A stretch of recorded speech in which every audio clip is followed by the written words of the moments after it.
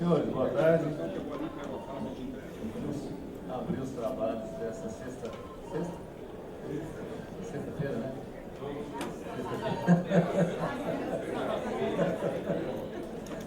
É porque é tanta festa, aí vai indo, você perde um pouco a sintonia do dia, né, Lídio? Fugido do Rio de Janeiro. Lídio fugido do Rio de Janeiro.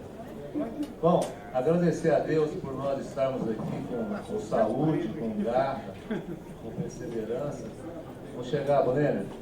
E agradecer, viu, Sebastião, a todas aquelas pessoas que fizeram e que dedicaram tempo das suas vidas e não estão mais aqui conosco. Na verdade, hoje nós estamos fazendo um trabalho de continuação, né, Lídio? Daquilo que outros fizeram, daquilo que outros dedicaram e abriram mão de muitos momentos e fizeram muito. E hoje nós estamos então fazendo o nosso papel, cada um de nós, cada um na sua função de dar continuidade naquilo que já foi feito, né? Cada um de nós, independente de qual estado da empresa, do tamanho da empresa, fazemos um trabalho fantástico, um trabalho de modernizar o processo construtivo brasileiro. Muitas vezes eu fico pensando, mas anda devagar demais, é muito lento. Mas se nós voltarmos atrás, né, Sebastião? Há 20 anos atrás, eu acho que já dá para perceber a diferença, o tanto que nós caminhamos. E os desafios estão aí. Transformar a minha casa, a minha vida, em obras sustentáveis, né? Mudar o nosso patamar de projeto e gestão através do Build Information Model. Então, são novos desafios que nos dão vida. Desafio é quem nos dá vida. Isso aqui é bom, né, Lídio? Então, quero agradecer a todas essas pessoas e agradecer a nossa equipe. Vou pedir o Paulo Marcelo de novo para ficar de pé, a Alessandra, a Luciana e o Carlos são as pessoas que estão aí representando o trabalho, que conduzem, que fazem a coisa acontecer. Obrigado pelo carinho de vocês. Eu pedi para estar aqui hoje, e quem tem um pouco mais de sal no corpo, ou seja, um pouco mais de tempo, lembro do nosso Luiz Alfredo Falcão Bauer sentado aqui, onde você está aqui. Ele sentava nesse lugar, mestre Bauer, e fazia as críticas ao trabalho da engenharia. E nós caminhamos, né, Bíblia? E eu pedi o filho dele, que é o Roberto Bauer, para estar aqui hoje. Mas o Roberto, ele é muito assim, ele não gosta de se expor, ele acha que ele está usando o nome do prêmio da história do pai para promover a empresa, né? Então, infelizmente, o nosso companheiro Roberto Bauer veio aqui, reunimos de manhã, mas ele não pode estar aqui. E nós temos o prêmio CEBIC de Inovação e Sustentabilidade, concurso Falcão Bauer, no seu ano de número 19º. Eu quero também pedir para levantar essa figura que está ali, que foi engenheira, que me assessorou aqui, não sei se vocês lembram, Tatiana Jucá, que é hoje superintendente do ICQ Brasil. É o nosso Instituto de Certificação do nosso Sistema Federação de Indústria. Esse é nosso, foi criado por nós, para fazer trabalho para nós, verdadeiro, porém com custo acessível. Tá certo? Então aí está, ela vai falar daqui a pouco, a nossa superintendente do ICQ Brasil. E esse 19º encontro, concurso Falcão Bauer, nós quisemos dar uma nova roupagem nesse concurso, nesse prêmio CEBIC de inovação, Joelma, nesse prêmio CEBIC de inovação e sustentabilidade. E eu vou pedir a Luciana e a Alessandra para fazerem aqui uma apresentação. Nós estamos ainda terminando o esboço dele. Vocês vão ver aí alguma diferença daquelas entidades todas que fazem parte do Programa de Inovação Tecnológica do Brasil, Programa de Inovação Tecnológica da Construção do Brasil, vão fazer parte. Nós vamos estabelecer uma comissão julgadora de nível nacional e queremos dar a grandeza que esse prêmio CEBIC de Inovação e Sustentabilidade Falcão Bauer merece. E aí, lá para novembro, nós devemos fazer um evento lá em Brasília para a entrega da premiação, vocês vão ver a proposta da nova premiação. Não é dinheiro, é muito mais do que dinheiro, é muito mais do que receber um cheque de 5 mil reais, vocês vão ver. Então eu conclamo todos os senhores para que nós, nas nossas entidades, façamos dar capilaridade nesse prêmio CEBIC de inovação, sustentabilidade, concurso Falcão Bar. Por favor, senhor.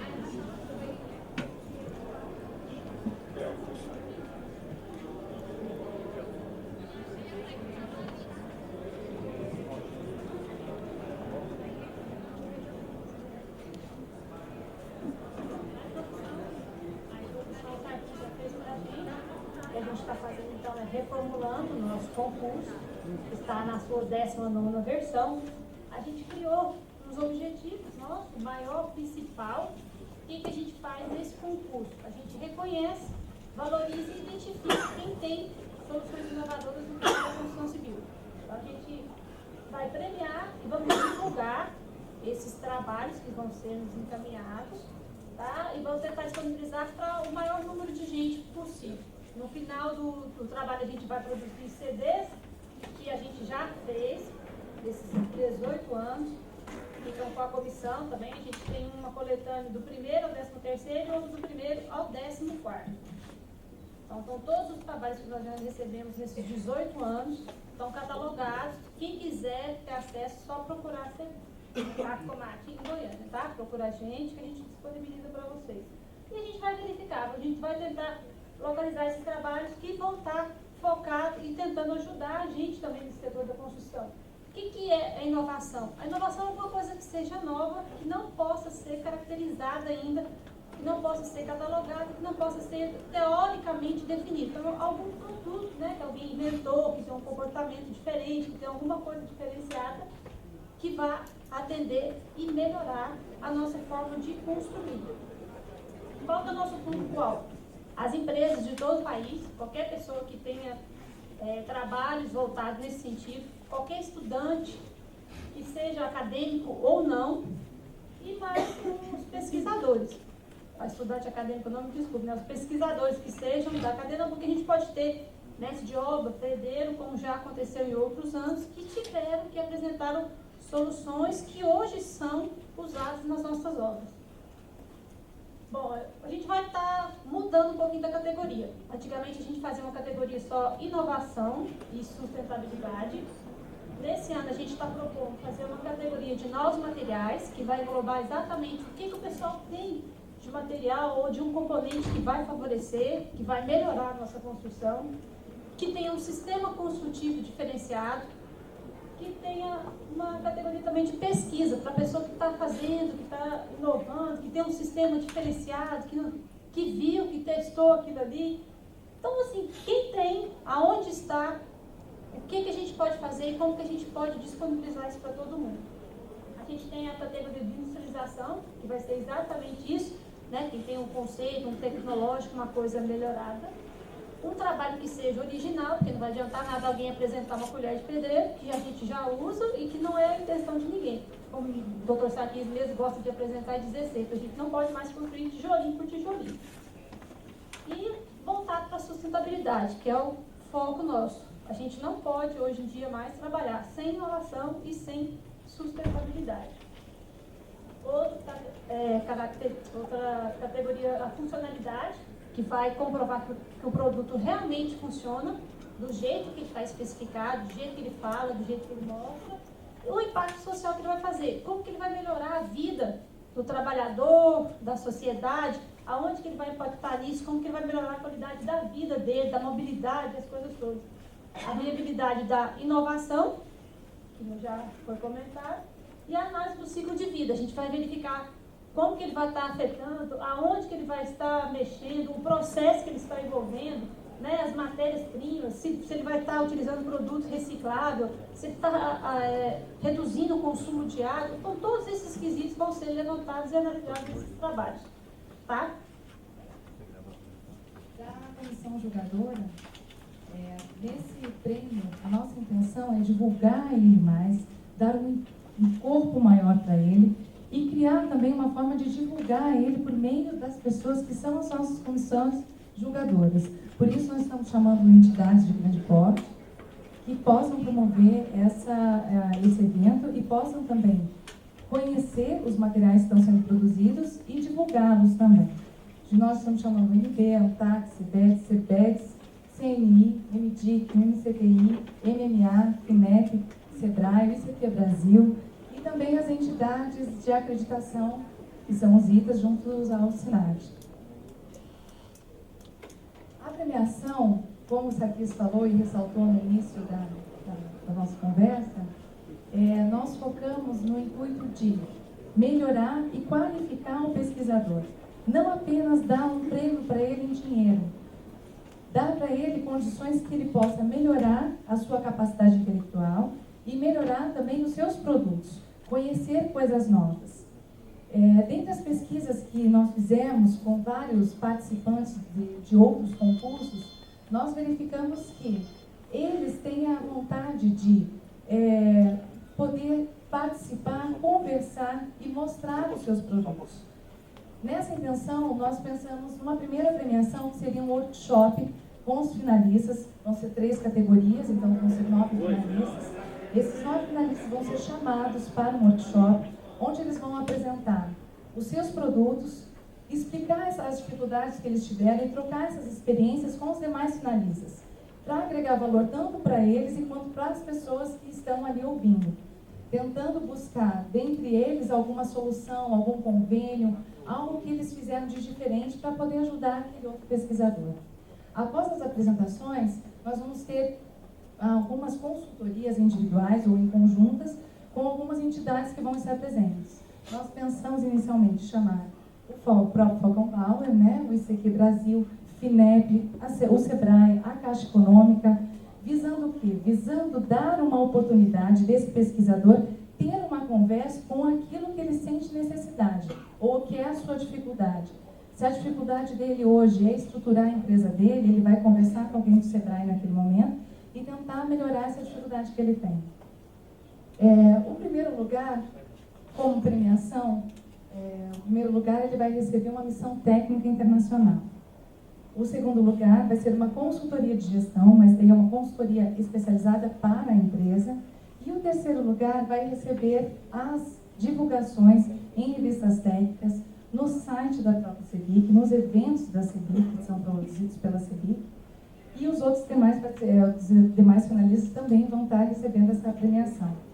Com relação à missão técnica internacional, até ontem vocês tiveram a oportunidade de ver o PISAC com vocês, dando continuidade a essa parceria com a BRE, nós vamos promover uma viagem internacional, uma visita técnica à Vila Tecnológica da BRE. Vão ser 5 dias, né, com passagem, todos os benefícios inclusos, né, para que ele consiga, nessa viagem, aprimorar o seu conhecimento. Conversando ontem com o Edson, do Foster Partners, ele ofereceu também uma visita ao Foster Partners dessas mesmas pessoas que forem visitar a BRE. Nós também pensamos na possibilidade de visitar a Batmate. Eu acho também super importante, né? São 2 prêmios que eu gostaria de ganhar. Da divulgação do concurso. Os concursos, eles vão ter, todos os trabalhos vão ser reproduzidos em meio magnéticos. Nós imaginamos distribuir amplamente entre as consultoras, entre as empresas, né, as revistas especializadas, para conseguir alcançar todos os meios de comunicação que eles precisam para divulgar os seus produtos. Então, a novidade que a gente traz para esse prêmio é realmente focar na qualidade do produto, né, focar na classificação desse produto, analisar ele com alguns critérios diferenciados e melhorar a questão da premiação, dando suporte técnico para o pesquisador, para que ele engrandeça seu conhecimento.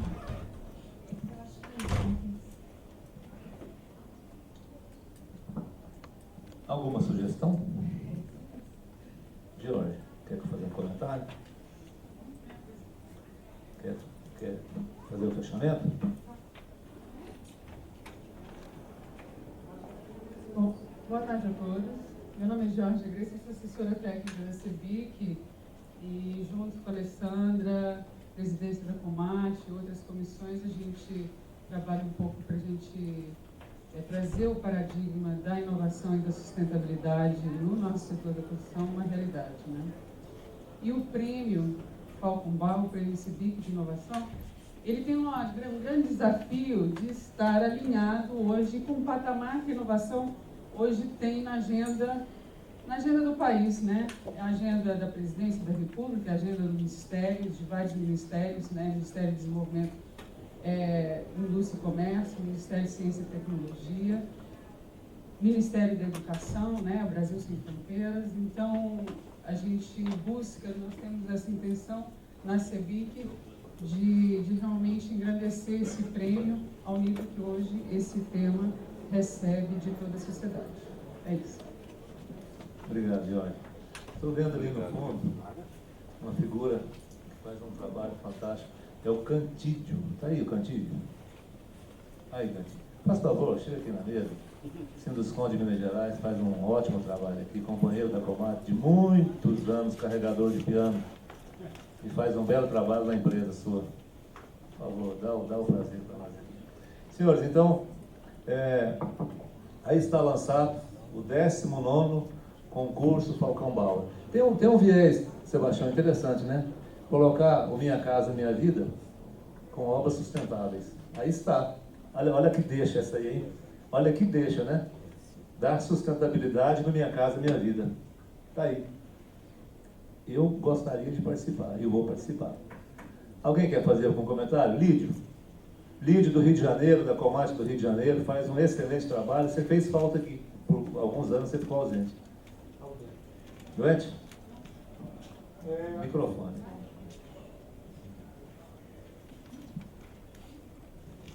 Boa tarde a todos, Lídio, do Rio de Janeiro. A minha dúvida é com relação ao prêmio, essas inovações que são apresentadas, qual a intenção? Que elas sejam reproduzidas por qualquer um, ou isso tem alguma coisa de propriedade intelectual, uma propriedade industrial que tem que ser respeitada? Os prêmios que são colocados, os trabalhos, eles são livres para reprodução por qualquer um, ou a gente tem que respeitar essa questão da propriedade intelectual que está por trás? Olha, eu vou te fazer vou responder olhando o passado. A Tigre participou por alguns anos desse prêmio Falcão Bauer. E ela desenvolveu alguns produtos que virou propriedade industrial dela. Né? Virou propriedade dela. Outros, então vai variar de cada trabalho, de cada projeto apresentado, de cada inovação apresentada. Se a pessoa já requerer uma propriedade industrial, ele vai ser só apresentado, certamente que ele vai comercializar. Igual alguns companheiros pensam em alguns processos construtivos, não é verdade? Nós temos no nosso meio pessoas que pensam assim, não, eu vou apresentar, eu vou registrar. Eu acho que nesse momento nós temos que abrir, porque quanto mais nós abrimos o que nós fazemos, o outro vai agregar valor e vai incorporar, e nós saímos do plano e vamos para a esfera, né, espacial de crescimento. Mas eu acho que vai ter os dois. E já aconteceu aqui de ter os dois. Eu não sei se eu te respondi. Mais algum questionamento? Então, a nós a obrigação de divulgar e participar. Obrigado, Alessandro. Obrigado, Luciano. Obrigado, Carlos. Obrigado, Jorge. Então, vamos compor nossa mesa para o nosso primeiro painel.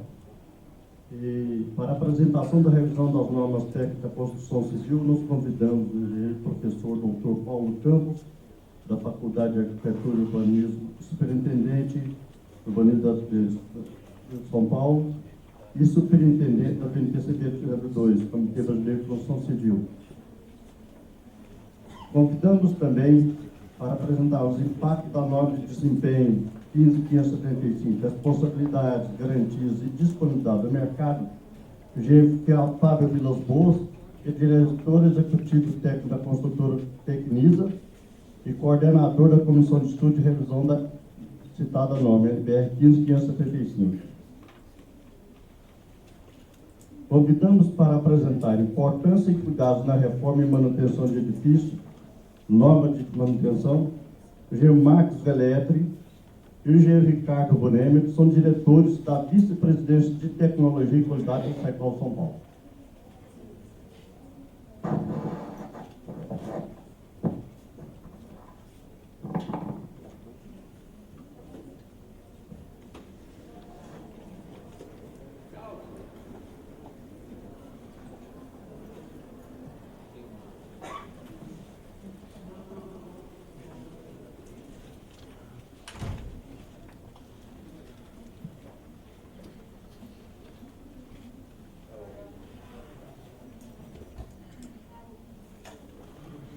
Mas não é para pagar a apresentação. É meio radical o corte de vídeo. Bom, uma boa tarde a todos. Eu gostaria, nas minhas primeiras palavras, dar um agradecimento, né, pela oportunidade, pelo convite que me foi feito pela organização do 54º ELIT, né, e particularmente saudar o Dr. Sarkis, né, que é presidente da Comat, dizer que é um grande prazer estar aqui e poder estar, de alguma maneira, debatendo ou apresentando, né, motivo para o debate aí a respeito de normalização do Brasil e, particularmente, normas vinculadas à construção civil. Eu aqui, de alguma maneira, vou tentar fazer um breve apanhado a respeito, né, do que nós definimos como projeto de gestão para o biênio 2012-2013, né, uma vez que eu fui recém-eleito superintendente do CB2, né, eu acho que é importante tornar público quais são as metas aí colocadas para esse período e, por outro lado, eu acho que introduzir uma questão aí que é fundamental e até certo ponto eu acho que a gente sempre enxerga a norma como obrigação, né, como lei, como alguma coisa restritiva e eventualmente alguma coisa que pode engessar.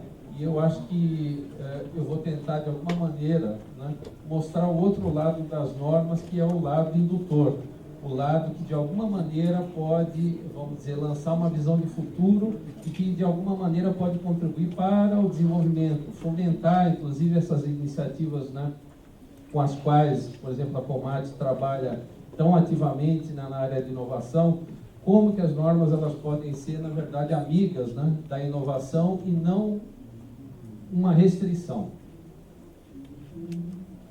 Bom, eu, em linhas gerais, só para que vocês entendam a estrutura daquilo que eu vou falar, essa visão de futuro eu gostaria de falar dela a princípio, porque eu acho que é fundamental, os desafios e oportunidades do setor da construção civil frente à questão normativa, as normas técnicas, então, como instrumento que fomenta o desenvolvimento tecnológico, a revisão do escopo de CB2, que eu acho que é uma coisa muito importante que a gente tem que tornar público, não é? Porque nós tivemos a questão de 1 ano e meio atrás, a revisão do escopo, ou seja, o guarda-chuva do CB2, do Comitê Brasileiro da Construção Civil, ele ficou menor. E aquilo que num primeiro momento pôde ser encarado talvez até como uma restrição e como uma limitação do comitê, a gente tem uma ideia, vamos dizer, bastante diferente hoje e enxerga nisso, como eu falei, não uma restrição, mas uma oportunidade de crescer e focar nos assuntos que interessam. E, finalmente, a interlocução com os organismos oficiais. Bom, eu acho que é dispensável a gente falar de aquilo que está envolvido hoje, né, o desenvolvimento da construção civil do ponto de vista da globalização, ou seja, quando eu me refiro à globalização, eu estou me referindo a novos materiais que chegam dia a dia no nosso país, que implicam em novos procedimentos e domínio de novas tecnologias, né? Algumas delas, enfim, tecnologias até certo ponto desconhecidas pelo meio técnico nacional. A questão da racionalização e da industrialização da construção como instrumento de competitividade. Então, o que acontece, né?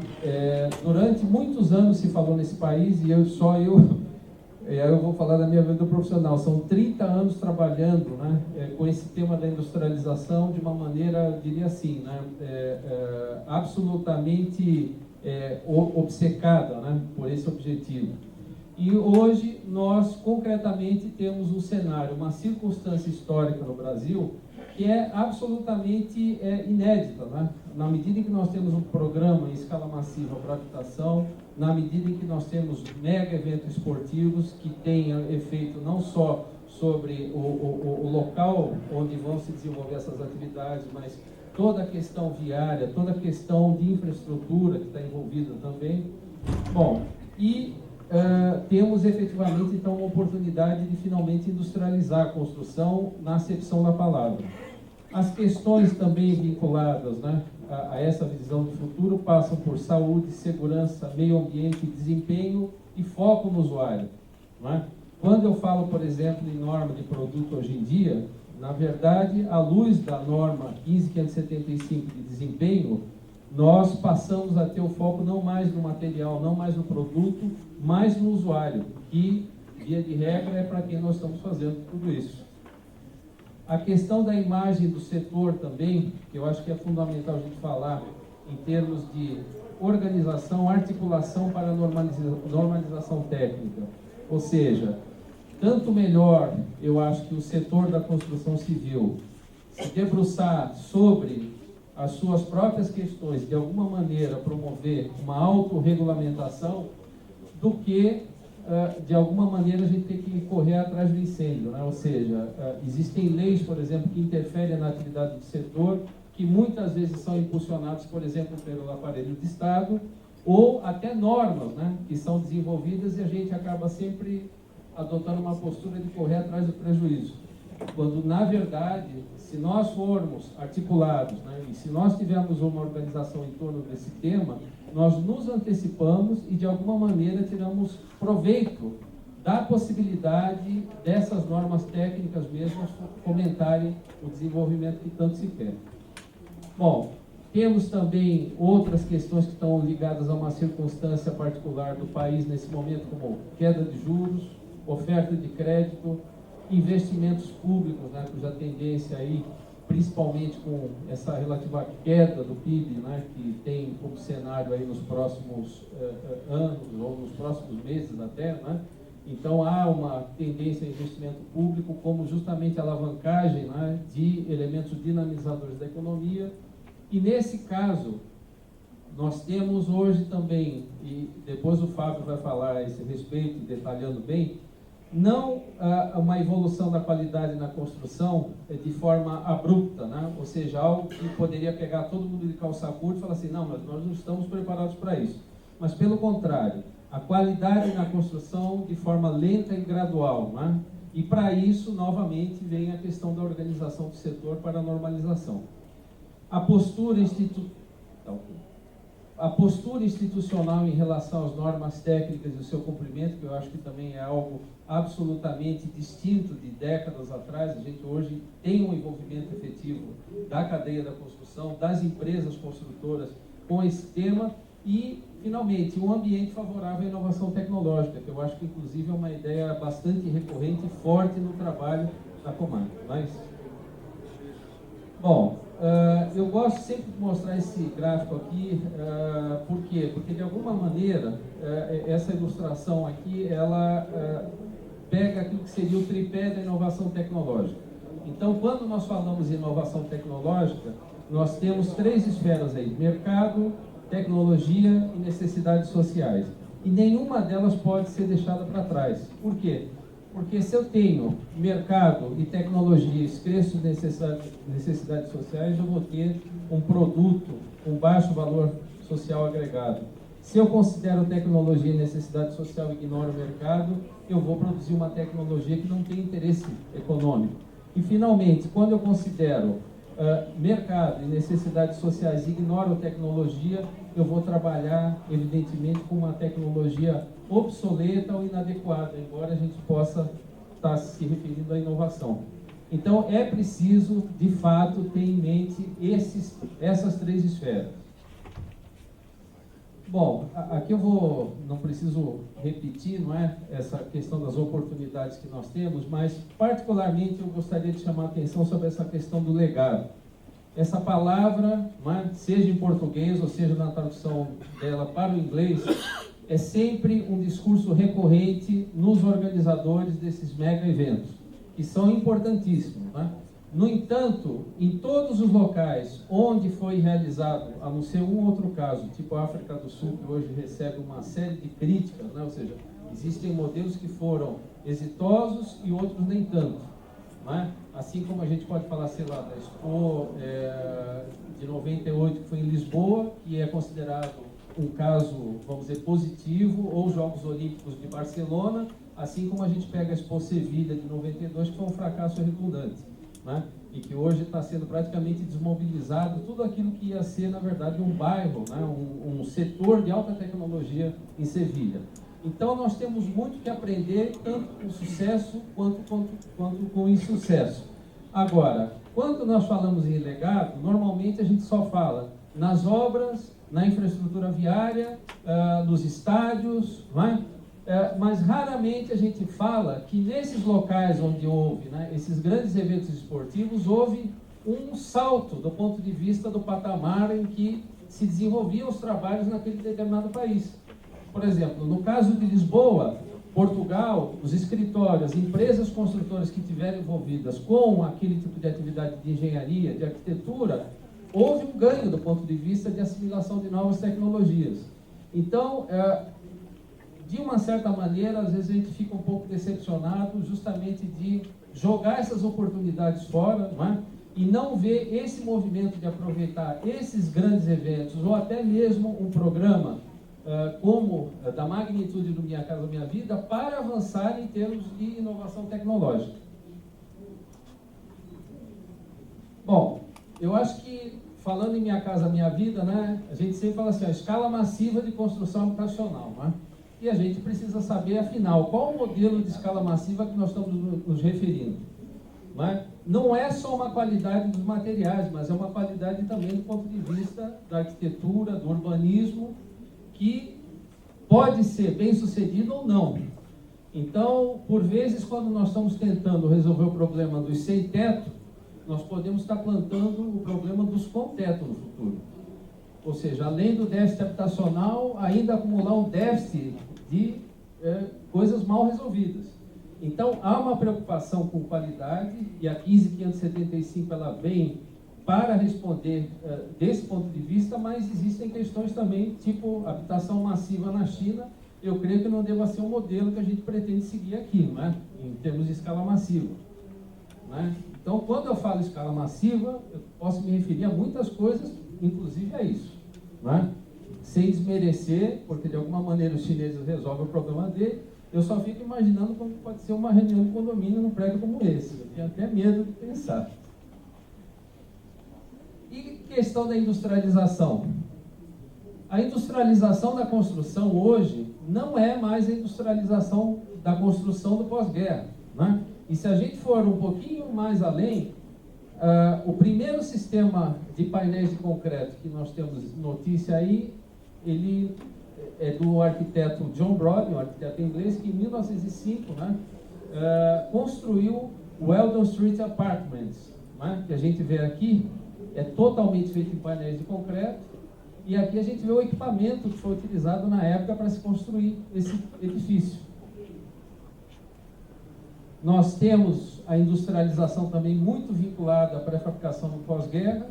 Aqui o que nós vemos então uma mobile home, né, americana, a casa completa, vai para o terreno, um sistema de painéis muito parecidos com aquilo que nós estamos hoje fazendo aqui no Brasil, que é tecnologia de quando? Década de 70, que foi trazida por volta de 75 para o Brasil, né, pelas mãos de um especialista, e é um sistema laminar de painéis de concreto.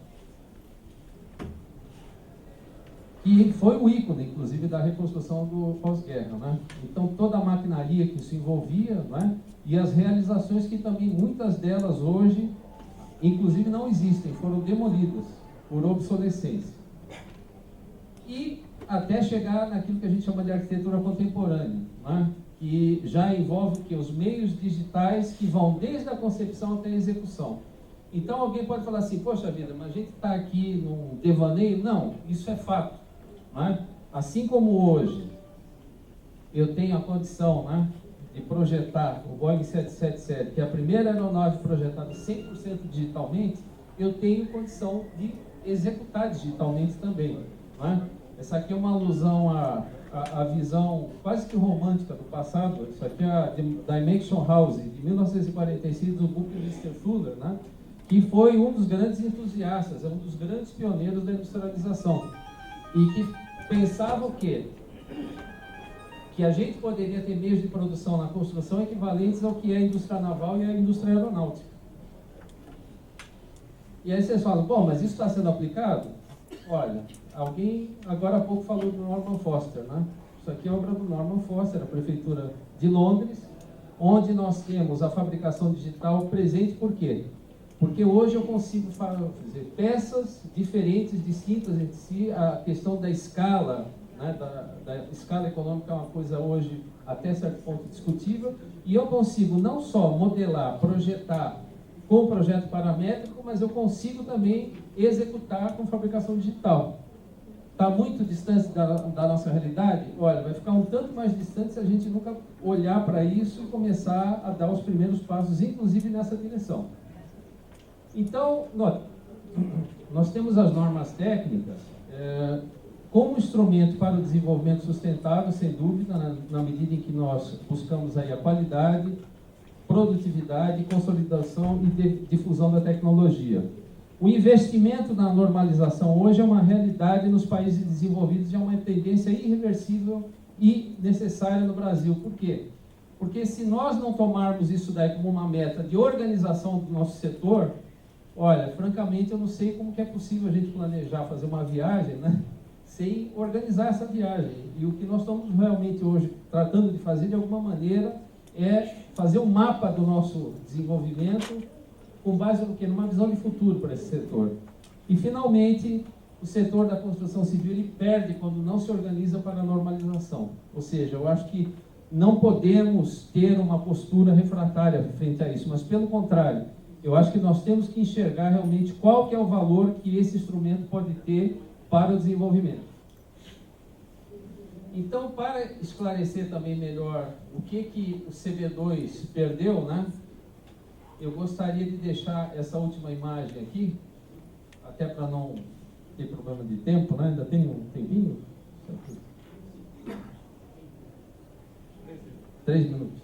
Então, assim, esse era o escopo original do CB2, onde nós vemos aqui, então, a parte de planejamento e gerenciamento, desempenho, então, identificação das necessidades humanas, uso e operação e manutenção, execução de obras, projeto e fabricação de materiais e componentes. Isso aqui hoje não existe mais. Tudo isso focado no usuário, né? Então, tudo aquilo que diz respeito hoje a material, produto, saiu de dentro do CB2. Só que nós temos, na verdade, um grande trunfo na mão. Nós não temos a desvantagem de ter que carregar ou continuar carregando 50% de normas desatualizadas de produto. Por quê? Porque já não fazem mais parte. Eu acho que era quase uma atitude paternalista que a gente tinha, né? Porque o setor da construção acabava cuidando dos materiais e dos produtos, muitas vezes até substituindo o próprio produtor daquele segmento. E hoje, o que nós temos é um papel de, com a mão, né, na norma 15.575, nós temos uma normativa exigencial de materiais e componentes. Ou seja, cabe ao setor da construção civil, a partir da norma de desempenho, falar aquilo que deseja dos materiais e componentes. Inclusive a maneira como esses materiais e componentes são oferecidos no mercado e, se for o caso, a melhora, o desenvolvimento desses materiais, porque é para isso que as normas servem também, como eu falei desde o início. Então, dentro daquilo que seria a interlocução do CB2 a partir de agora com os demais segmentos, nós temos hoje novos comitês brasileiros, por exemplo, de tintas, de esquadrias, produtos de cimento já há algum tempo, CB18, produtos cerâmicos, instalações, e, de alguma maneira, até por uma vocação natural, né, da construção civil, o construtor ele ocupar o papel de grande integrador de todas essas cadeias, cabe à construção civil realmente, de alguma maneira, manter essa interlocução. E é dentro, vamos dizer, dessa linha, dentro desse olhar, dentro dessa perspectiva que a gente vem buscando conduzir os trabalhos dentro do CB2. Só para que a gente tenha uma ideia bem rápida, aqui alguns gráficos que mostram o passado, como é que era, não é? Nós temos aqui o levantamento, né, uma amostra de 428 normas, 85% dessas normas aqui, elas estavam com mais de 8 anos sem revisão, ou 49% com mais de 10 anos. Primeira reunião que eu tive na BNT, com o presidente da BNT, o coronel Pedro Busato, ele me cumprimentou e em seguida ele falou assim: vocês têm 50% de passivo de normas por atualizar. Foi um cumprimento e logo em seguida já veio uma cutucadinha. Felizmente hoje o CB2 está expurgando, ele está tirando, na verdade, essas normas de produto que não cabem mais dentro do seu escopo. Por quê? Porque cabe a nós focarmos a nossa atividade naquilo que de fato interessa. E entre essas questões está a questão da inovação tecnológica e como as normas podem fomentar o desenvolvimento da inovação tecnológica. Aqui, para que a gente tenha uma ideia do quanto que as normas de produto ocupavam, né? Essas aqui são normas de ensaio e controle tecnológico. Mas vocês vejam que normas de projeto e especificações, 58.2, ainda é uma grande parcela daquilo que nós temos que fazer. Só que é algo que nós temos melhor condição de digerir e de tocar adiante. Uma informação de algumas normas que eu acho que interessam a todos que estão aqui, que de alguma maneira já estão sendo implementadas desde que eu assumi o CB2. Primeiro, a Comissão de Estudo Especial número 162, que é uma comissão que está vinculada diretamente à BNT, de Comissão de Estudo de Orçamento e Informação de Preços. Essa comissão era impressionante, mas ela só cuidava de infraestrutura. Até que o pessoal da Caixa Econômica Federal falou assim: mas a gente não... E o orçamento da edificação? Não é só infraestrutura, não é? Então nós tivemos um trabalho aí justamente no sentido de inserir a questão das edificações e, por outro lado, fazer com que fosse criado um grupo de trabalho número 6 que vai tratar de edificações. Questão da reativação de norma de sistemas prediais para água fria e água quente. Implantação da Comissão de Estudos de Reforma de Edificações. Então, para aqueles que tiverem interesse e puderem, a primeira reunião dessa Comissão de Estudos vai ocorrer no dia 8 de agosto, às 10 horas, no Sinduscon São Paulo, e, na verdade, é uma resposta àquilo que ocorreu no Rio de Janeiro no começo desse ano. Ou seja, não é possível que a gente veja passivamente ocorrer, né, o desabamento de 3 edifícios no centro do Rio de Janeiro.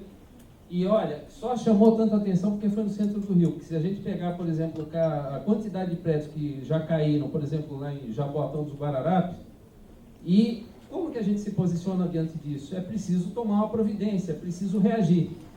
E, de alguma maneira, é uma resposta que vai se dar a essa questão e é uma resposta que está sendo dada pelo setor da construção civil. E, finalmente, a norma também de parede de concreto celular, que até hoje estava restrita, né, à esfera da produção do produto, e nós estamos agora, então, solicitando uma comissão de estudo especial que vai integrar CB2 e CB18 para que seja contemplado também projeto numa tecnologia e que é bastante hoje já utilizada e difundida no país. Então, em linhas gerais, era isso, mas eu vou ficar à disposição para eventuais questões que sejam colocadas posteriormente. E muito obrigado pela atenção. Obrigado, Paulo. Enquanto na escuridão dessa mesa, enquanto nessa escuridão aqui, que bom, o Fábio fala, eu só queria colocar, Paulo, para você falar sobre isso também. Nós sabemos, me desculpe se tem aqui algum representante de indústria, aquelas que são cartéis, mas nós sabemos que o nosso setor, o nosso mercado, é dominado pelos cartéis. E nós sabemos que eles têm uma defesa intransigente da área comercial deles. Mas nós temos que ter a liberdade de mercado, nós temos que ter a liberdade de comprar onde nós pudermos comprar. Claro que o produto com qualidade. E em 2012, não se concebe mais uma reserva de mercado. Muito menos usando a norma técnica como reserva de mercado, igual aconteceu na questão do aço. Nós temos que fazer uma outra revisão da norma do aço, para voltar ao trefilado a frio, porque isso protege as grandes indústrias, e a minha preocupação é que nós façamos isso democraticamente. Não se pode conceber que um setor industrial brasileiro proíba dentro de uma norma, usando essa norma, debaixo dos nossos olhos, a entrada de um produto para fazer reserva de mercado. Né, Loma? A Coopercom Brasil está aí se organizando, nós já importamos. Então, essas questões são questões de ordem também, que nós temos que preocupar. Aí, a saída do CB2 dessas normas vai melhorar ou vai piorar? A nossa questão é que você também sente as dores da compra, da sua empresa. E você sabe exatamente o que eu estou falando, que dói na pele, dói no braço, dói no osso, dói na carne. Então, dói no bolso. Né? Então, fica aqui só uma pergunta para nós falarmos isso mais no finalzinho da sua apresentação.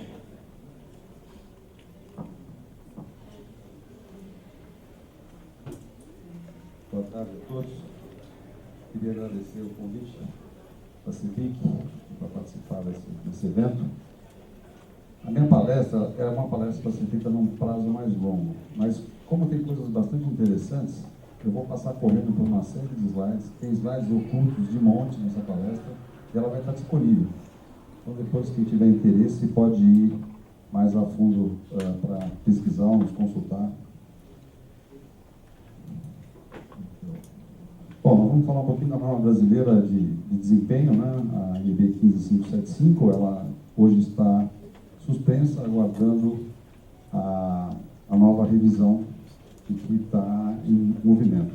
Essa norma, que até então era para edifícios de até 5 pavimentos, nessa revisão foi alterada para edifícios de qualquer número de pavimentos. Aqui uma breve linha do tempo sobre o conceito de desempenho. Ele é um conceito bastante antigo, da época da Segunda Guerra Mundial, e no Brasil ele está sendo discutido desde 1980. E a nossa incapacidade de fazer isso virar uma norma já tem praticamente 30 anos. Né? A gente espera que agora, em março do ano que vem, finalmente ela entre em vigor. Na segunda-feira próxima, agora nós vamos entregar o texto para a BNT, ele já está pronto, e deve ir à consulta pública em 10 dias. Ou seja, lá para o dia 10 ou talvez 15 de julho, a gente tem esse texto em consulta pública para que ele possa ser questionado, revisado e entre em vigor em 12 de março de 2013, que é a nossa meta. Essa aqui é um pouco dos números, né? As pessoas que estavam envolvidas, tivemos quase 5.000 sugestões, 16 reuniões plenárias com uma audiência de mais de 95 pessoas em todas elas, com picos de 150, 9 palestras para especialistas, ou seja, um trabalho bastante árduo e profundo. As maiores dificuldades são essas, né? Uma ampla discussão na comunidade técnica, dificuldade de consenso, são muitos especialistas, cada um com as suas visões, a necessidade dela ser compatível com as normas prescritivas, elas não podem ser conflitantes. A legislação, o termo de responsabilidade, que causa muita insegurança para aquelas pessoas que até então não assumiam, projetistas e outras áreas que não tinham uma responsabilidade direta, agora serão questionadas. Né? A parte de definições de responsabilidades em relação à vida útil, garantia, e um certo conflito com que a norma traria um aumento dos custos, impossibilitando a aplicação em obras de baixo valor agregado. Um pouco do conceito, né? O desempenho, ele tem o caráter de inovação, ou seja, a gente não precisa ter uma norma prescritiva, que é uma receita de bolo, dizendo como se faz cada coisa, qual é o traço, quantos minutos se espera, não. Eu tenho um trabalho a fazer, um desempenho a ser cumprido, e eu vou avaliar se aquele sistema que eu estou adotando, ele cumpre ou não o desempenho. E ele, obrigatoriamente, não agrega custo, ao contrário, se eu tenho um desempenho, eu não preciso ir para a solução mais custosa, que certamente é um desperdício. Também não posso ir para uma solução que seja insuficiente. O desempenho vai me dizer qual é a melhor opção. E esse é o grande acelerador da inovação. Não preciso ter uma norma existente para poder adotar um sistema. Nós vamos mostrar mostrar vários exemplos disso na palestra. Bom, aqui um pouco daquilo que eu já falei. As partes estão revisadas, os textos estão limpos, estão concluídos. Agora em junho nós estamos entregando e vai à consulta pública em julho para entrada em março. Um pouco do cenário, o Paulo já falou, Jogos Olímpicos, Copa do Mundo, o programa do governo Minha Casa Minha Vida para a habitação, tudo favorável, empresas com IPO e tudo mais. O mercado, falta de disponibilidade de mão de obra qualificada, aumento de demanda, aumento de custo, piora da qualidade e a expectativa do cliente crescendo. E as obras continuam extremamente artesanais. Essa colocação que o Paulo fez sobre industrialização é uma vontade, ela é muito pouco utilizada e é uma necessidade, mas ainda hoje as nossas obras são muito artesanais. O tema aparece em tudo que é notícia, no Jornal Nacional, em revistas especializadas, a gente não precisa nem discutir. O cliente vem num crescendo de exigências e o atual momento é o do desempenho. Já passou pela sustentabilidade, relacionamento, assim por diante. Aqui tem um exemplo de um cliente específico nosso, que entrou no site já perguntando como é que é o isolamento acústico, assim por diante. Óbvio que é um engenheiro, né?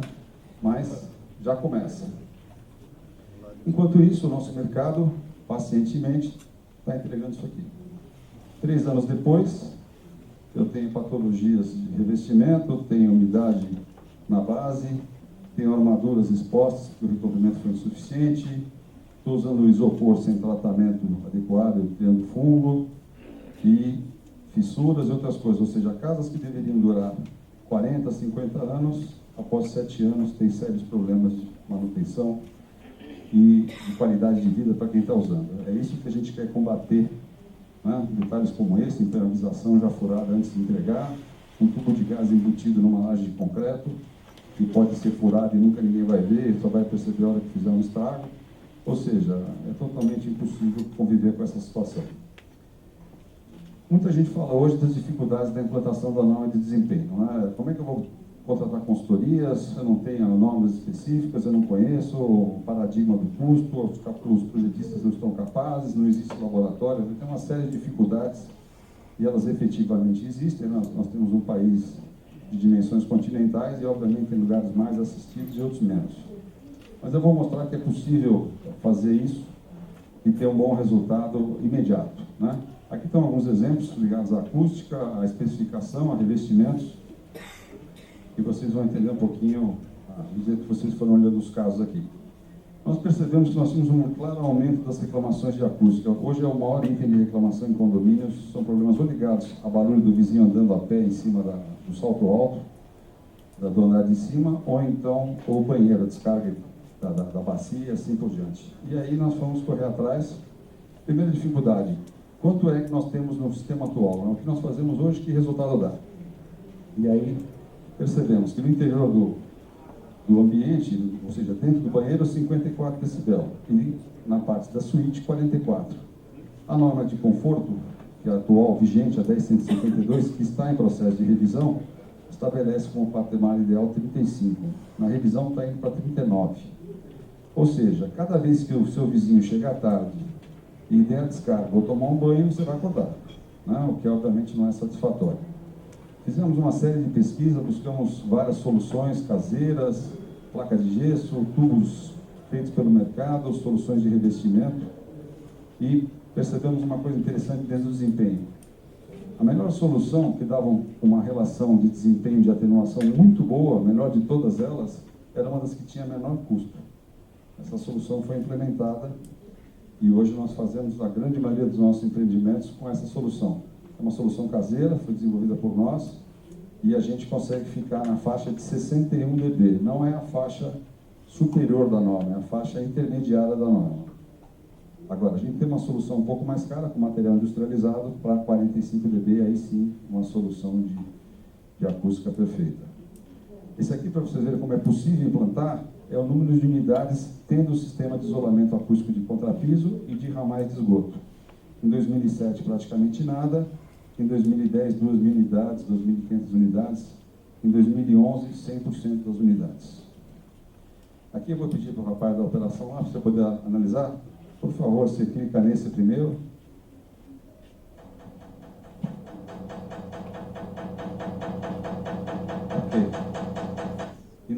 quadro, por favor. Esse barulho foi gravado nas mesmíssimas condições dentro de uma unidade normal nossa, com e sem o contrapiso acústico, e mostra a diferença de desempenho. Um não atende à norma, ele está no limite da norma, e o outro é intermediário, com um custo da ordem de R$30 um metro quadrado para essa solução. Tá, aqui tem dados de custo, eu não vou entrar muito neles, mas tem todos os custos indicando quais são as soluções, né? Com cada tipo. A nossa solução atual, ela está custando 9% mais barato do que o que a gente tinha no mercado antes, com um desempenho superior ao anterior, ou seja, o desempenho sempre continua. A gente tem um defeito nessa solução, que ela é uma laje flutuante, ou seja, uma laje sobre outra com isolamento acústico, é caro de fazer, é demorado de fazer. Então nós já estamos desenvolvendo uma argamassa, uma cola, como essa que a gente usa normalmente, que ela tem um material elástico. E com isso nós já atingimos 67 dB. 67 dB é intermediário também. Nós vamos ficar um pouquinho acima, né? 65 seria intermediário, 60 um pouquinho acima. A gente está desenvolvendo para que ela fique abaixo dos 65, que seria o ideal. E aí vamos fazer exatamente como a gente faz hoje, porém tendo desempenho acústico sem necessidade de nenhuma outra solução. Aqui é mostrando uma solução de piso acústico, mais para mostrar como é que funciona no Brasil a compra, né? A necessidade de comprar coisas específicas. Não existe, ou não existia, norma de piso acústico, piso flutuante, desculpe, e aí existiam as soluções caseiras, né? Desde tubo cheio de concreto, gambiarras, tijolo com bolacha de cimento em cima, tudo que vocês puderem imaginar. Obviamente com um desempenho precário, né? Tudo desalinhado, não aguentava o peso do que andava em cima e coisas do gênero, que é totalmente inaceitável. Aqui é como é que nos Estados Unidos um catálogo do fornecedor desse piso vende. Todas as especificações que vocês estão vendo em vermelho estão relacionadas a algum tipo de norma, algum tipo de parâmetro, algum tipo de coeficiente de especificação. E aqui é o mesmo catálogo do fornecedor brasileiro. Né? Bonito, velocidade, durabilidade, alta resistência, incomparáveis conforme norma brasileira. Um pequeno detalhe, nessa data aqui não existia norma brasileira para isso aí. Ou seja, além de tudo é mentiroso. Né? Aqui a gente consegue ver claramente um dos ensaios que foram feitos e que agora fazem parte da norma, que é o impacto de corpo duro, que 3 fornecedores diferentes, com preços muitíssimo parecidos, têm essa variação de desempenho. Ou seja, a gente paga a mesma coisa e compra metade ou 1/3 da solução. Né? Aqui é uma utilização diferente do desempenho. A gente tinha uma argamassa que claramente tinha um desempenho muito elevado, não era necessário, e a gente foi rever esse desempenho e com isso conseguimos uma economia de 20%, ou seja, nós tínhamos um traço que era muito rico, não precisava daquilo. Né? Se vocês pegarem no slide anterior, aqui, não vai. Nós mudamos o traço e conseguimos, vai aparecer aqui. A gente tinha um traço que dava mais ou menos uma relação de 1:5, que é esse de cima, e ele aumentou para 1:6 no de baixo, porque o desempenho mostrou que não era necessário tudo aquilo, então você consegue, utilizando isso, ganhar dinheiro. Aqui uma solução parecida, que é o escalonamento estrutural, ou seja, em prédios muito altos não vale a pena você usar um concreto único de cima a baixo, nesse momento o aço pesa muito na solução, então vale a pena usar um concreto de mais alta resistência nos andares baixos e economizar nas de cima. A economia no ano, para isso aí, R$6 milhões em 2007. Né? Em 2007 nós produzimos mais ou menos 1/5 do que a gente produz hoje, ou seja, pelo menos eu tenho umas 30 milhões hoje com essas mesmas economias. É óbvio que para fazer isso a gente precisa ensaiar, verificar, porque a gente tinha um concreto mais resistente, mas ele era menos aderente ao revestimento. Então, obrigou que a gente fizesse alguns tipos de tratamentos superficiais para que a argamassa aderisse. Né? São exemplos. Aqui é um exemplo de tinta. Nós estamos com um prédio em construção em Santos e a gente está testando se as tintas, que funcionam muito bem em São Paulo, funcionariam numa atmosfera agressiva do litoral, por exemplo, com maresia, umidade maior. E dos painéis que estão aí, a gente começou com 16 tintas e já estamos em 5 após 11 meses. Todas as outras mostraram que são insuficientes. Um ensaio banal, né? Quer dizer, pusemos um painel lá no mesmo lugar do prédio, exposto às condições e pintamos para ver o que acontecer com cada uma. Na parte de qualificação, aqui é só um exemplo para aqueles que depois tiverem interesse em entrar no detalhe, ou seja, a gente vai comprar assim é que se monta um controle de desempenho, ou seja, eu vou especificar quais são os desempenhos que me interessam naquele determinado produto, para que os fabricantes se qualifiquem e atendam às exigências de cada empresa, né?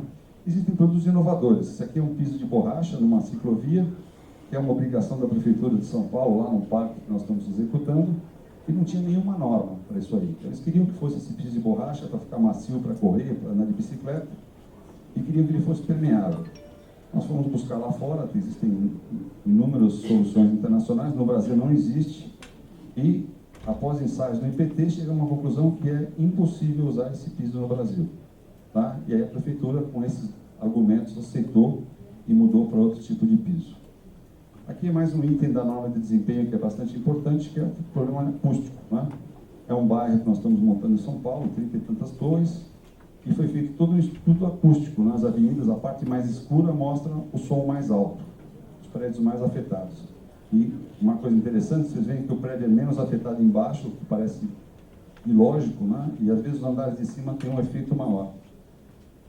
Isso a gente só percebe em simulação. Isso aqui é uma simulação rápida, barata, simples de fazer e que permite que você faça uma especificação do seu projeto utilizando caixilhos específicos, uma espessura de vidro, e que permita você depois lá na frente não ter um passivo enorme de clientes te jogando na cara que comprou um apartamento de alto padrão e não consegue viver porque o barulho é insuportável. Tudo aquilo que eu mostrei não é suficiente se a gente não fizer treinamentos. Nós implementamos, a mão de obra hoje está muito desqualificada, então há uma necessidade de treinamento. Esse senhor aqui tem 30 anos de casa, estava aposentado já, nós fomos buscar o cara em casa para treinar as pessoas, né? Nós estamos recuperando muitos mestres, muitos engenheiros antigos, para que eles venham treinar. E aí existe uma série de programas de qualificação internos, os órgãos ainda não conseguem, os senais da vida não têm capacidade de atender a demanda. Então as empresas precisam ajudar, precisam se capacitar. Isso aqui é tudo voluntário, zero de custo, são os próprios encarregados, os próprios engenheiros que ministram esses cursos. O que a empresa gasta é uma apostila e um lanche para o cara no final da tarde, porque isso é feito depois do expediente. Simples e funcional. Estou mostrando aqui a necessidade do treinamento.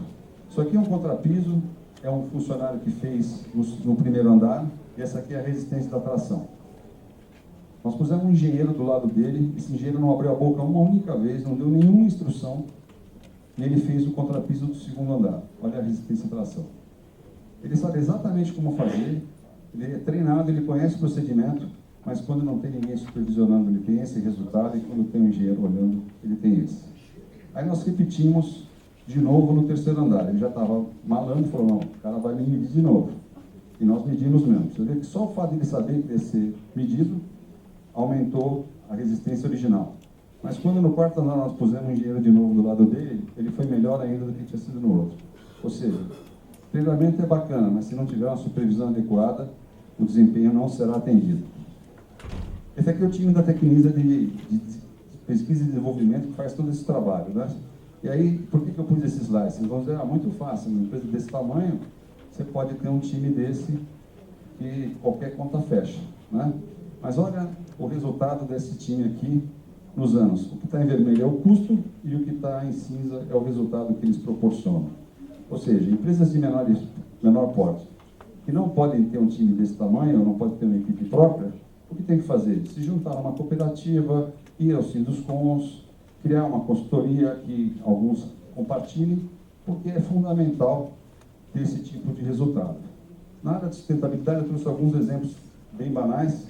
Implantação de medidores solares nos canteiros de obra, custa R$10 mil e economiza R$1.000 por mês. Né? Isso aqui, obviamente, se paga em 10 meses, é fantástico para uso na obra, simples de fazer, manutenção baixíssima, conforto dos funcionários, muito legal.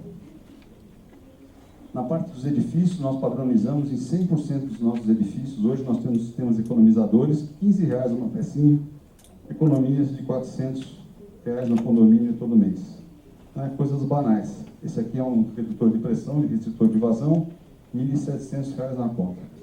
A sequência da norma de desempenho vai ser o custo total, ou seja, não vai ser mais o preço do apartamento, vai ser o preço do apartamento mais a vida útil inteira de manutenção dele.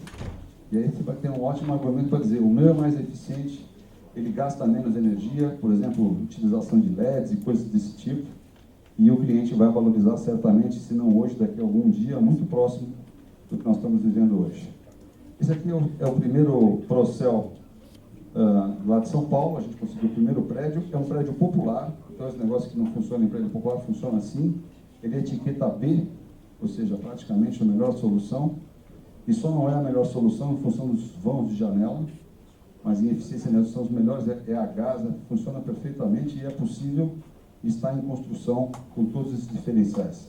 Aqui da mesma forma nós estamos mostrando que no empreendimento Flex, que é o nosso produto popular, a gente consegue ter temporizador em torneira, LED de iluminação, tratamento acústico, medidor de consumo online, quer dizer, um aparelhinho que vai no quadro elétrico, que o cliente pode monitorar o seu consumo, células fotoelétricas do jardim, hidrômetro em 100% das unidades medindo o consumo de água individualizado, sensores de presença na calçada, setorização de subsolos e assim por diante.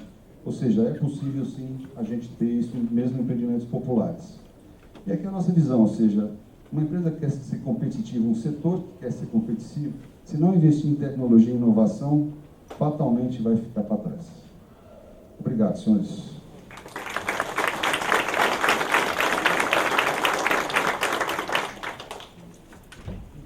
Marcos Veletri, do Secov de São Paulo.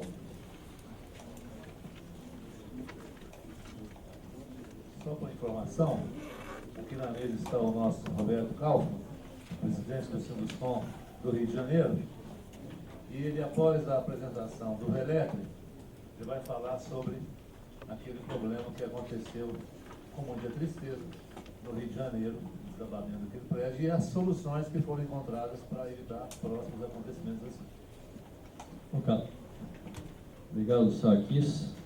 Obrigado por mais uma vez nos dar este espaço. Na verdade, o que o Roberto vai falar tem tudo a ver com o que nós vamos também tentar apresentar aqui. A nossa exposição é principalmente um alerta, né? Em função desses desastres que têm acontecido, os nossos legisladores estão propondo vários projetos de lei. E como já foi falado, né, tanto pelo Paulo, que se nós deixarmos, nós vamos ter que engolir aquilo que eles decidirem. Então, o Secov tem trabalhado muito forte, acompanhando esses projetos de lei em São Paulo, né, no município, no estado e em Brasília. E nós não temos dados dos outros estados. Bom, fiquei sabendo aqui, através do Roberto, né, que Rio de Janeiro também, no Rio de Janeiro há uma proposta de projeto de lei. A questão das reformas também suscitou, né, um requerimento.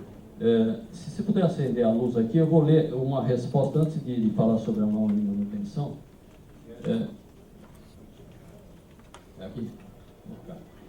A Promotoria de Justiça e Habitação e Urbanismo solicitou uma posição do Secov com relação aos subsídios, com relação às reformas.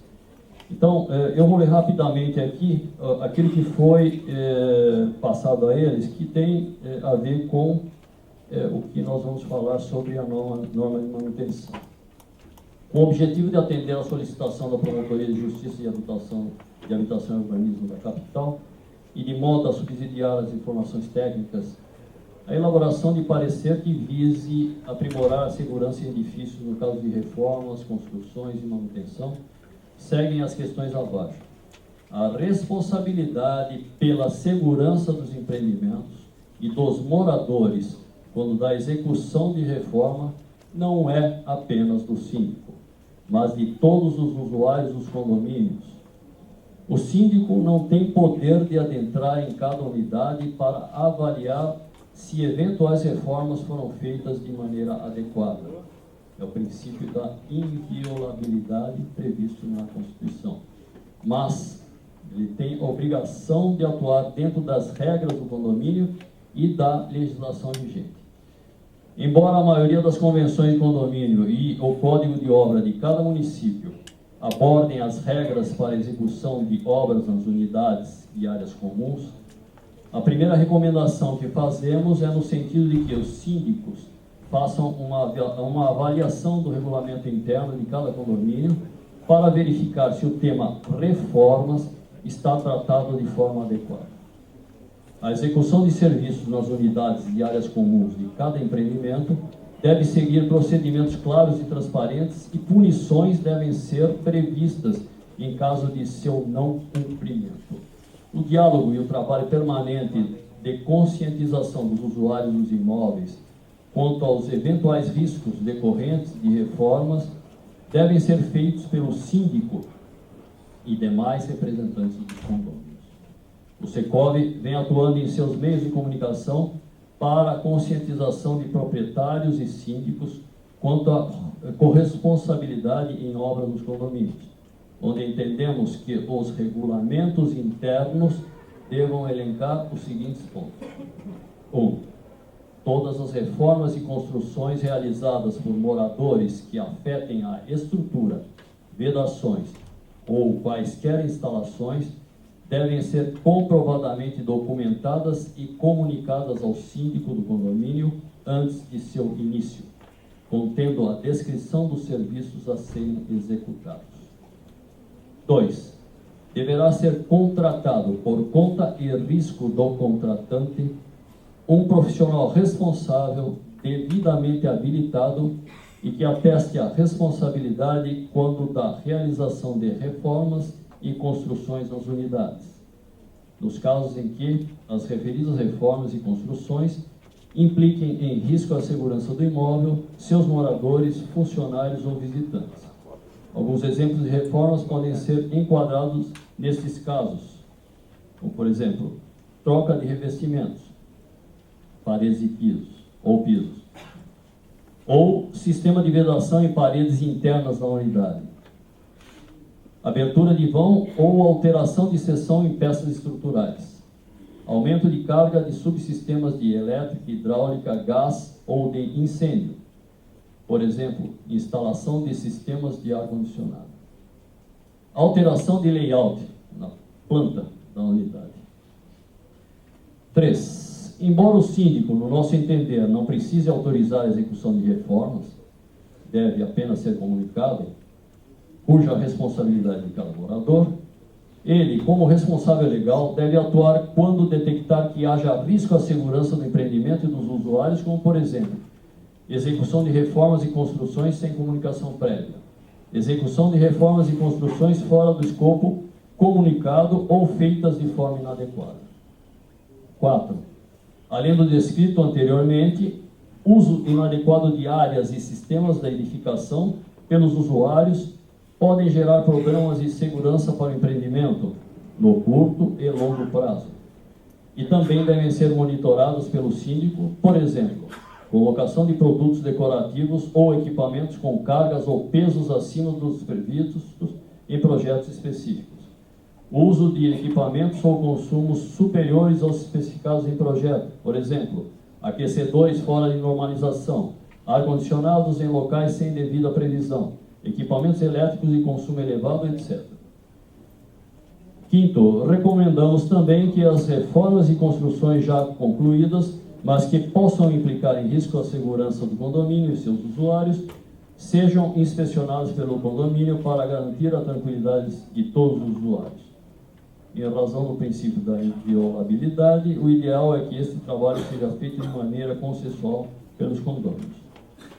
Aí o Secov se coloca à disposição para colaborar com o Ministério Público e informa que está revisando o Manual do Proprietário e o Manual das Áreas Comuns, em conjunto com o Sinduscom, documentos de referência sobre este tema, dentre outros, que orientam os condomínios a gerir as reformas feitas nas unidades e áreas comuns de forma segura. Esse foi um pedido, né, do Ministério Público de São Paulo para que o Secov se pronunciasse com relação às reformas. Os edifícios, na verdade, existente, tanto os privados quanto os públicos, né, deveriam obedecer um sistema de manutenção de acordo com uma norma que já existe e que atualmente foi revisada. Então, eu gostaria de fazer algumas considerações. Pode passar o segundo?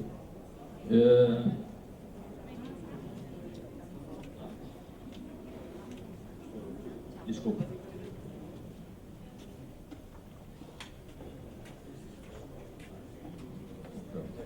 Aí, valeu. Então, essas considerações de desempenho estão aqui. Nos últimos anos, com a introdução dos conceitos de desempenho dos sistemas, né, e sua definição clara dos prazos de garantia e vida útil, né, que nós vamos ter que nos acostumar com eles, se faz necessário uma alteração do modelo mental da importância das manutenções, para que se possa atingir a vida útil e manutenção do desempenho inicial previsto a um edifício, um sistema ou subsistema. Então, a Comissão de Estudo está mandando para a Consulta Nacional essa alteração da norma de desempenho, segundo o Fábio já salientou. E a gente gostaria de colocar aqui o conceito de vida útil, né? O período de tempo em que o edifício ou os seus sistemas se prestam às atividades para as quais foram projetados e construídos, considerando a periodicidade correta execução dos processos de manutenção especificados no respectivo manual de uso, operação e manutenção. Tá? E aí, outro alerta, né? A vida útil não pode ser confundida com o prazo de garantia legal e certificado. Né? Outro alerta, interfere na vida útil, além da vida útil projetada, características dos materiais e qualidade da construção como um todo. E o correto uso e operação da edificação e de suas partes, a constância e efetividade das operações de limpeza e manutenção, alterações climáticas e níveis de poluição no local da obra, mudanças no entorno da obra ao longo do tempo, trânsito, obras de infraestrutura, expansão urbana, etc. O valor real de tempo de vida útil será uma composição do valor teórico de vida útil projetada, devidamente influenciado pelas ações da manutenção, da utilização, da natureza da vizinhança. Então, as negligências no cumprimento integral dos programas definidos no manual de operação, uso e manutenção da edificação, bem como ações anormais no meio ambiente, irão reduzir o tempo de vida útil, podendo este ficar menor que o prazo teórico calculado como vida útil projetada. Esta modificação irá à Consulta Nacional e define a seguinte redação: manutenção é um conjunto de atividades a serem realizadas ao longo da vida total da edificação para conservar ou recuperar a sua capacidade funcional e de seus sistemas constituintes para atender às necessidades de segurança dos usuários. Aqui tem um gráfico que demonstra como é que a gente consegue manter um edifício se fizermos manutenções periódicas. Se nós não fizermos, ele vai perdendo sua vida útil rapidamente.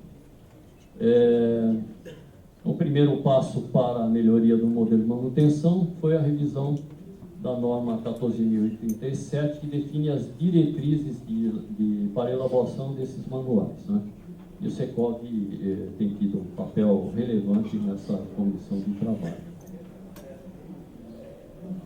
Em abril de 2012 foi aprovada a Consulta Nacional e esta está para ser publicada pela a nova norma 5.674. Ela estabelece requisitos para a gestão do programa do sistema de manutenção das edificações. Então, ela inclui meios preservação. Oi, Luiz. É importante isso aqui. Se pretende preservar as características originais da edificação, prevenir a queda de desempenho decorrente da degradação dos seus sistemas, elementos e componentes. E este alerta para as edificações existentes antes da vigência da norma, e também devem se adequar ou criar os seus programas de manutenção atendendo ao apresentado nesta norma. E a versão de 99 tinha o objetivo de fixar procedimentos de orientação para a organização do sistema e tal. Nesta versão são estabelecidos requisitos para a gestão do sistema e para prevenir a perda do desempenho e a degradação do sistema. Né? E descreve de forma objetiva a obrigatoriedade de haver um planejamento anual das atividades de manutenção das edificações. Então, as reuniões ordinárias de condomínio anuais, elas devem prever, né, os processos de controle de documentação, a manutenção completa, uma equipe de manutenção local e empresas capacitadas ou especializadas contratadas para isso. Né? Também na norma há a definição do que seriam essas empresas. Né? A capacitada é que tem organização ou pessoa que tenha recebido capacitação, orientação e responsabilidade de profissional habilitado e que trabalhe sob responsabilidade de profissional habilitado. A especializada já se prevê uma organização ou profissional liberal que exerce função na qual são exigidas qualificação e competência técnica. Bom, aí você tem que RT e etc. Né? E também a previsão de existir uma equipe de manutenção local, que são as pessoas que fazem os diversos serviços e que tenham recebido orientação para fazê-lo, né? Também que tenham conhecimento de prevenção de riscos e acidentes. Aqui os diversos capítulos, os requisitos para manutenção, diretrizes, o programa, requisitos para o planejamento anual das atividades. Tem um alerta aqui embaixo. A norma não define um percentual do valor arrecadado a ser destinado exclusivamente para manutenção. Mas nós fizemos todo um trabalho interno e consideramos que seria saudável que os condomínios previssem no mínimo 3% do valor total arrecadado anualmente para as manutenções preventivas. Os requisitos para controle do processo de manutenção, requisitos para a documentação, são todos os capítulos, incumbências e encargos de proprietário da edificação, o síndico, o construtor, o incorporador também, tudo descrito, e os modelos para a elaboração do programa de manutenção preventiva. São sugestões, né, que já vêm prontas e os condomínios podem utilizá-los já a partir desses anexos que a norma traz. Modelo para a elaboração do programa de manutenção preventiva e verificação de seus registros. Aqui tem uma cópia do anexo A. E aqui uma lista daqueles projetos que eu destaquei no início, que tratam sobre a necessidade de vistorias e laudos ao longo dos anos de vida das edificações. Bom, aqui nós já fizemos também um trabalho que vai ser entregue ao relator e um dos projetos na Câmara dos Deputados, mas são várias folhas, meu tempo já acabou, esgotado. Eu poderia estar comentando tudo que foi colocado, mas eu acho que assim, se eles não tiverem os nossos subsídios, né, eles vão fazer o que vem da cabeça deles, por mais que eles tenham assessoria. Agora, quem vive, né, o mercado somos nós. Então, a nossa participação é muito importante, dando subsídios para os nossos legisladores e também, né, que eles entendam que nós temos normas técnicas que indicam a forma com que as edificações devem ser mantidas e também, né, no caso de reformas, existe esse trabalho que vai ser iniciado, o setor está atento para isso, não é? Eles ficaram muito preocupados, mas nós vamos ajudá-los, ok? Obrigado, gente.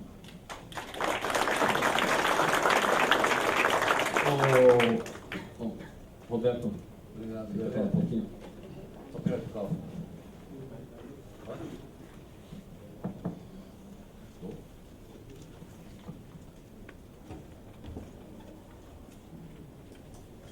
Bom, boa tarde a todos. Eu vou apenas fazer um complemento à apresentação que foi feita com relação a esse assunto no Rio de Janeiro. Nós tivemos uma tragédia muito grande no Rio de Janeiro com aqueles prédios que caíram no centro da cidade e que foram frutos de reformas, enfim, é um assunto que ainda está rendendo até hoje investigações. Então, em função disso, o setor da construção civil, não só o Simuscom, como o Secov, a DEME, nós tivemos reuniões com a Prefeitura para poder verificar isso. O Rio de Janeiro tem uma quantidade muito grande de imóveis históricos, antigos, né? E, logicamente, o retrofit lá está sendo feito de maneira bastante intensa. Então, a Prefeitura nos ouviu e elaborou um projeto de lei que, no momento, está na Câmara dos Vereadores. Esse projeto de lei, ele vai se basear em um cadastro completo que está sendo feito de todos os imóveis da cidade, com dados sobre o tipo, projeto, data de execução, enfim, em conclusão. É importante esse cadastro que a Prefeitura pediu que o setor privado colaborasse. Nós estamos colaborando e esse cadastro deverá ser feito de maneira através da informática. Muito bem. Esse projeto de lei, ele obriga a vistoria técnica e laudos por engenheiro ou arquiteto do CREA para todos os prédios existentes no prazo de 5 anos. Quer dizer, todo o prédio tem que, de 5 em 5 anos, ser vistoriado por um arquiteto ou engenheiro e emitir um laudo. Ele vai definir justamente o estado de estabilidade, de conservação, enfim, todos os dados. Então, vai passar a ser obrigatório todos eles serem vistoriados, coisa que não era obrigatória. O cara tirava o apêndice, fim de papo. E uma outra coisa também que esse projeto de lei consta, que é a obrigatoriedade de ser feito projeto para qualquer reforma, por mais simples que seja, certo? Se ele quer fazer uma reforma na casa dele, ele tem que fazer um projetinho, através de um arquiteto, decorador ou engenheiro, e esse projeto tem que ser aprovado na prefeitura por um setor especial e, logicamente, ele tem que ter autorização prévia do síndico do condomínio para que seja feito. E, uma vez aprovado, ele pode ser executado. Então, isso daí vai, evidentemente, dar mais segurança para essa quantidade enorme de prédios. A obrigatoriedade da vistoria de 5 anos dos prédios e, logicamente, a obrigatoriedade de todos os projetos serem feitos para poder serem feitas as obras. Mas o principal é o seguinte, nós, como construtores, quando terminamos a obra, entregamos os projetos para o condomínio. E, logicamente, antigamente eram plantas, etc. Hoje em dia já através de pendrives e CDs. Mas acontece que isso aí depois ninguém acha. Então, também o projeto obriga que todas as obras que forem concluídas, todos os projetos, incluindo as sondagens, projetos de fundações, projeto estrutural, projeto de instalações, projeto de arquitetura, projeto executivo, memorial de incorporação, especificações, seja tudo colocado de maneira informática, que pode ser feita através de PIN, né? Uma cópia vai ficar permanentemente no prédio e a outra arquivada na prefeitura. Então, quando acontecer qualquer problema de qualquer obra que se queira, tem ali a verificação imediata. Isso daí também é importantíssimo que aconteça. E mais, também a obrigatoriedade da criação de um disque denúncia. Porque se você mora num prédio e, de repente, começa a ouvir um monte de materiais subindo, que não podem subir nos elevadores, e barulhos, você pode denunciar isso, não é o síndico, não é a prefeitura. E aí, então, a prefeitura vai verificar se aquilo tem uma licença, etc. E tal. Então, esse projeto de lei, vou mandar cópia para o Sarkis aqui, né, para as pessoas tiverem interesse em verificar, que vai ser um avanço de controle. E, em paralelo a isso, nós, em parceria com a DEMS, com o Secov, estamos contribuindo com a prefeitura para fazer esse cadastro completo da quantidade total de imóveis. E nós temos imóveis históricos com uma quantidade muito grande.